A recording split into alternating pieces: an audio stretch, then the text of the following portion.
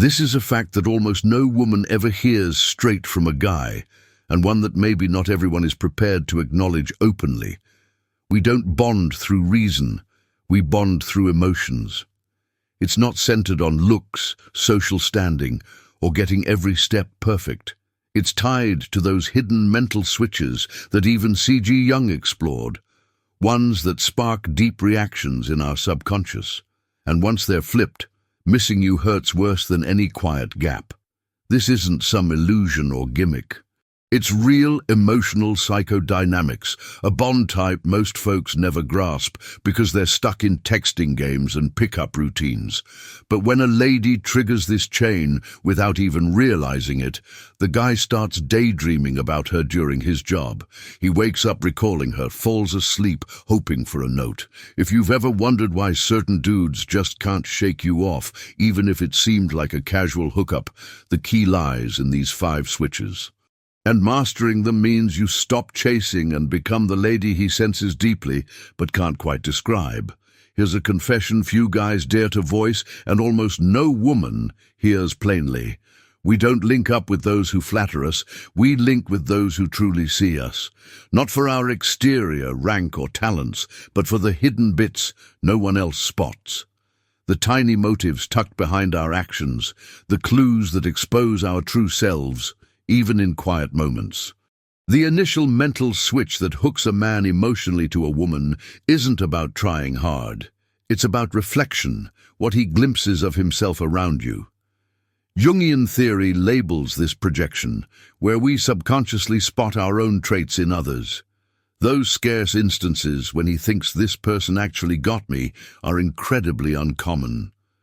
When he realizes you've picked up on something he didn't even know was there, everything shifts in his gaze, his actions, his thoughts about you later. This has zero to do with fake compliments like, "Wow, you're so smart," that falls flat, it's surface level. The mirrored mindset operates differently. It notices without fawning, picks up on subtleties, utters lines like, "I noticed that when you mention your mum, your voice shifts like you're aiming to sound tougher, but I sense there's more beneath." When a woman voices what he was burying, the male emotional brain logs it as a landmark, like you've held up a mirror to his core and he glimpsed his real self for a moment. This bond style doesn't fade over time because it's rooted not in his possessions or deeds, but in his essence. It's scarcer for a man than any physical appeal. It's stronger than any allure method. Why does it spark a specific emotional reliance? Because most guys are perpetually performing everywhere, at the office, with buddies, even family, always presenting a polished version. But encountering someone where he can drop the act and be backstage relieves him, and that relief becomes addictive.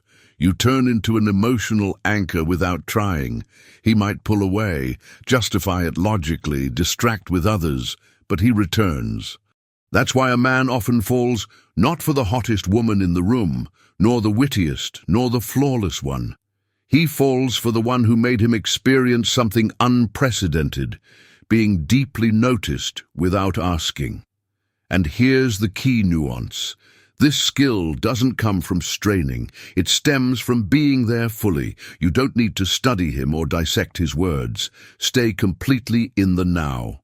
Notice, watch. Dare to speak what others sense, but keep quiet. The daring is what sets apart a captivating woman from an unforgettable one. You might be wondering now, but does this apply to every guy? What if he avoids that depth?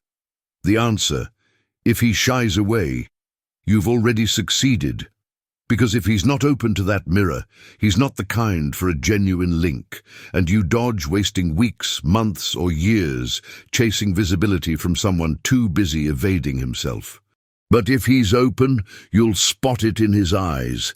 His breathing alters, his vibe shifts. He seeks you out not from need but intrigue, because your perspective reminded him of something he sought but misplaced.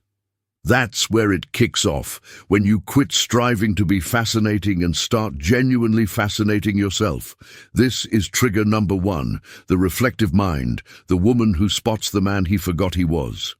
If you've had a time when someone made you recall or feel that way, seen, acknowledged, mirrored, you grasp half this trigger's strength. Now picture combining that mirror with the remaining 4 triggers.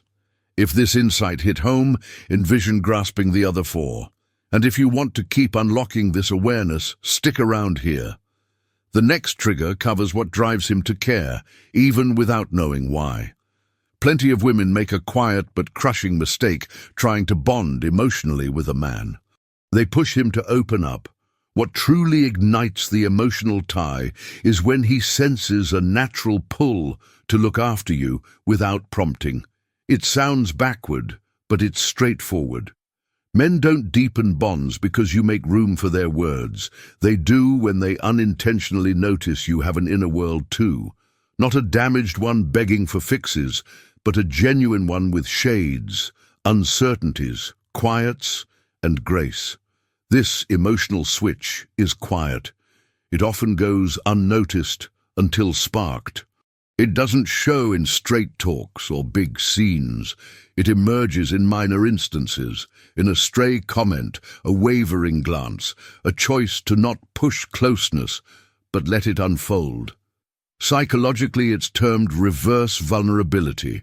It's not about baring yourself and expecting payback. It's revealing a tiny, honest, flawed slice of you without demanding, and that's extraordinarily uncommon. Recall the notion that men retreat from vulnerability. Used as emotional glue, it's intimidating, but applied gently with emotional savvy, it melts even the toughest hearts. View it this way: a man navigates a world demanding composure. He rivals, produces, pretends no feelings, seldom gets emotional freedom, and that freedom morphs into attachment. The woman who wields this knows the right moment for words. She doesn't spill her tale or trade sorrow for gain. She drops fragments of herself like scattering little keys, and the man, grabbing them, feels urged to shield, to show up, to be her foundation not from duty, but want. This want arises chemically, actually, spotting real vulnerability, not manipulative or demanding protection. His brain releases oxytocin, the bonding hormone. This doesn't trigger from being nice or controlling via texts and ploys. It does when you reveal but don't surrender. Need a basic example? Instead of, "I'm so lonely today," she says, "Some days the house quiet feels bigger than it is, but it's okay. I enjoy hearing my own mind." That line is a soft invite. It offers presence without asking, conveys volumes. Men can't ignore it, not from weakness, but because such emotional exchange is so scarce, it's hard to overlook. Now something must be clear. This approach isn't scheming. You're not faking fragility or using emotional hacks. You're opting for bravery in authenticity, done smartly. It's not about seeming ideal, it's about seeming alive. Plus, this trigger rarely fires. Its rarity makes it stand out, forms a distinct emotional memory. He'll recall that evening you said something basic, and inside he felt an illogical urge to guard you from everything without request. Because that's the point. Activating this makes him feel not exploited for the first time. He feels selected. And selected not for assets, but essence. That's what hooks. Once hooked, he seeks your company not just in chats, but daily lulls, silences, your appearances. He'll ask about your day, not politely, but because you showed unmasked, balanced, without proving needs. This is the caring impulse. It emerges only when a man meets a woman who knows the gap between begging love and evoking it. And here's the potent twist. The woman sparking this is often remembered years later, even if the bond ended, even if he moved on, because this link leaves an unseen mark, a feel of emotional home. With that, we move to the next trigger, blending curiosity and steadiness, the one turning interest into quiet fixation, where he can't forecast your move and thus can't stop mulling you over. There's a wrong belief many echo as gospel. Men crave mainly emotional steadiness, that being reliable, affectionate, always there suffices to hold his focus. But that's far from male emotional truth. What some label steadiness, his mind sees as boredom. In that surprise-free zone, dopamine, the chemical of want and drive, simply vanishes. The male psyche draws to what it can't fully decode, not empty enigma like vanishing for days unexplained. It's rich mystery with depths. The woman giving calm but never fully unveiling, kind yet choosy with shares, offering bits but not all. This sparks intermittent reinforcement, a core idea in behavioral neuropsychology. It works like unpredictable positive hits engage the brain far more than steady ones. That's why daily sweet notes might get polite thanks, but one after 2 silent days could have him pondering you at bedtime, unsure why. The gap. You're not a tap, you're a living vibe. But only if you handle your emotional pace. Enter safe uncertainty. The woman mastering this doesn't hide but doesn't pour out. Shows availability but not total access. Not gaming but grounded. Her emotional flow isn't reactive, it's real. And realness has rhythm, breaks, shades. Example, no need to reply instantly to prove interest. Interest isn't rush. You can finish reading, work out, sip coffee first, not pretending cool, but living ongoing. This signals his subconscious powerfully. She values me without self-loss, includes me but doesn't mold. In this balance, emotional ties deepen as he sees layers unrevealed in you. The hunt for them keeps desire burning. You become exploration, not mastered material. And exploration needn't be epic, a lingering stare ending quiet, a tale starting unfinished, an unexpected reply. That expectation tweak builds subtle but addictive emotional pull. Key point, the woman in this flow doesn't apologize constantly or over-explain to stay appealing. She just exists. This strips his full control sense, oddly ensnaring more. Because what we grasp, we shelve, but what we feel unexplained, we revisit. This is safe uncertainty, reliable enough for trust, unpredictable for memory. This setup also draws from Carl Jung's anima archetype, the inner female image every man holds. Not idealized woman, but symbol for untapped self-parts, intuition, sensitivity, enigma.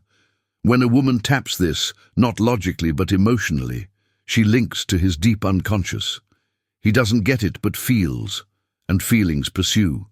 Stress, nothing manipulative. Manipulation fears, emotional rhythm truths. The woman in safe uncertainty isn't efficient chasing. She honors her soul's pace. That's what he senses unexplained. So to have a man think of you absent, don't be more available flawless there. Be fuller. With him, sans mystery loss. Share sans emptying. Present yet puzzle. Because in the gap between known and sensed lives, emotional fixation. And maybe right now, you're feeling odd. A slight chest tug, like something clicked unexpectedly. That's normal. When you start to truly grasp your inner power, without facades, without constraints, everything inside you starts to realign itself. It's aimed at those who are prepared to rediscover themselves, for those who've grown tired of conforming, of shrinking themselves, of striving to appear as the ideal partner. It's for those who seek to ease their worries and return to that aura that the world notices even in quiet moments. Just 5 minutes each day, not to win over anyone, but to reclaim what the years, the hustle and the chaos took away from you. Love acts as a reflection, not a shortcut. And the image it reveals, not every woman is ready to face. So if something stirred in you while reading this far, it might be the moment, but don't rush to the link. Tap it only if you genuinely believe you deserve to reunite with what's rightfully yours. Because love doesn't transform ordinary women, it awakens those who were resting, and the entire universe notices when a woman like that rises.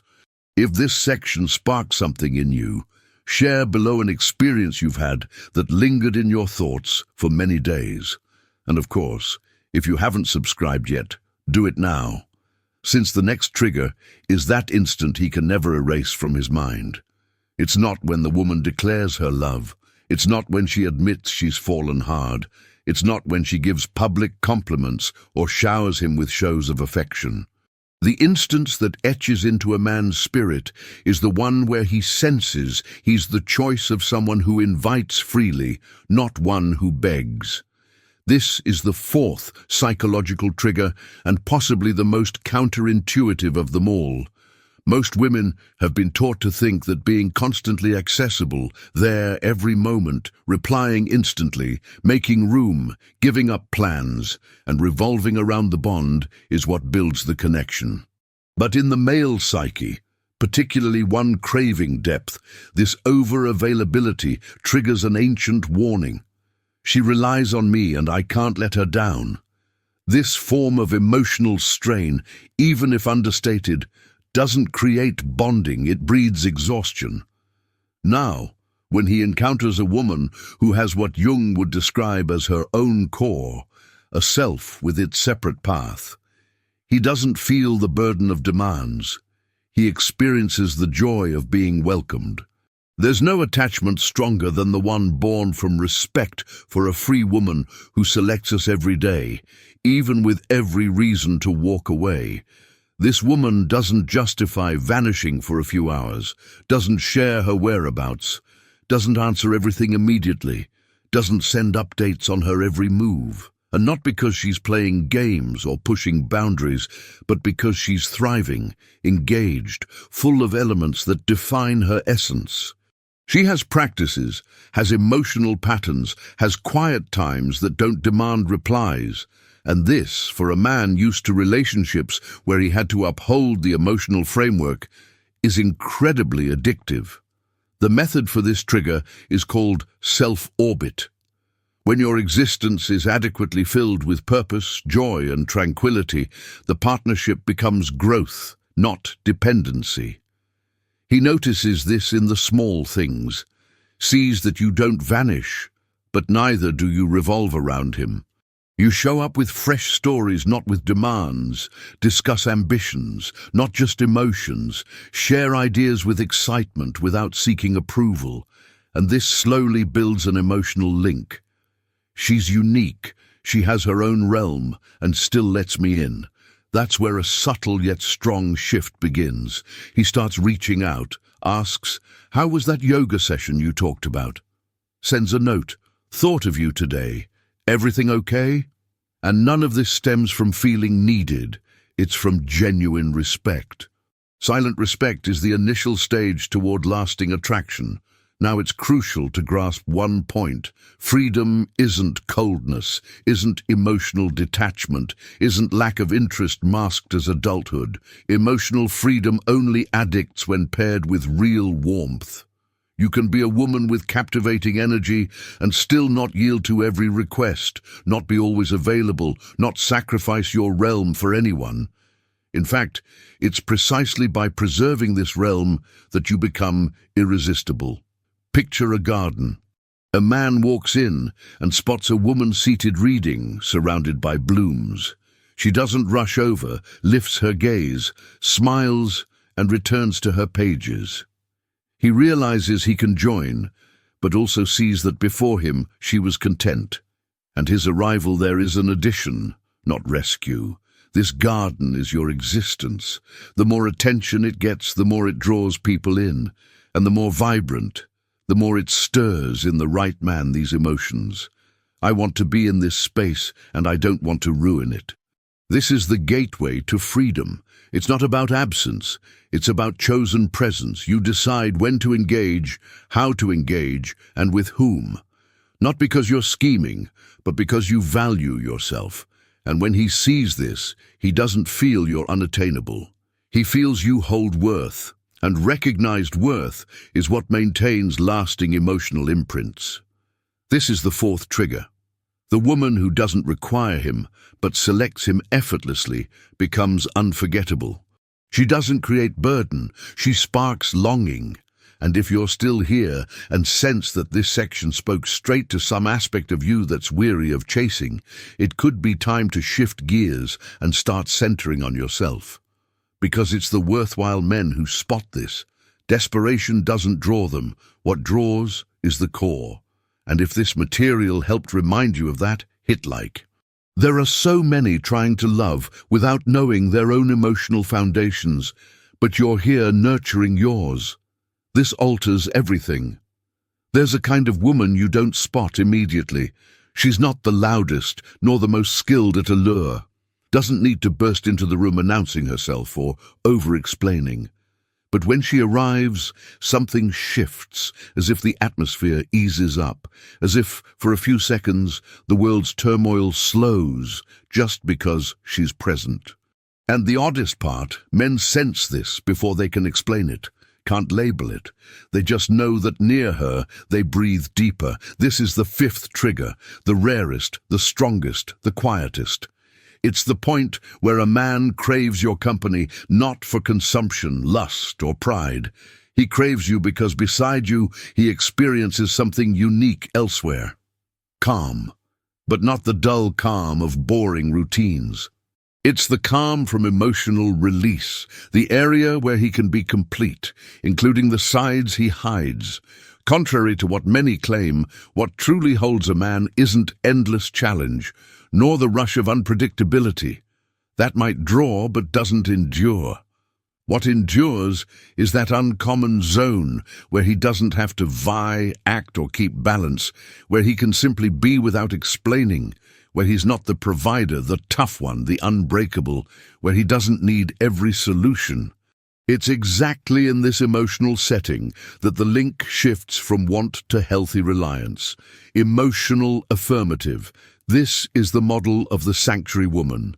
And this sanctuary isn't built with words, it's built with aura. The woman who triggers this doesn't try to fill the quiet gaps. She embraces them, doesn't fix every awkward statement. She listens, doesn't read everything as disinterest. She watches his strength in her. It's not in what she forces, but in what she provides. A zone where his masculinity doesn't need guarding, where his pride can relax without threat of assault. Psychology labels this secure attachment. Jung would call it shadow integration, that instance when a man allows exposure of his vulnerable, mysterious, flawed sides and still feels worthy of care.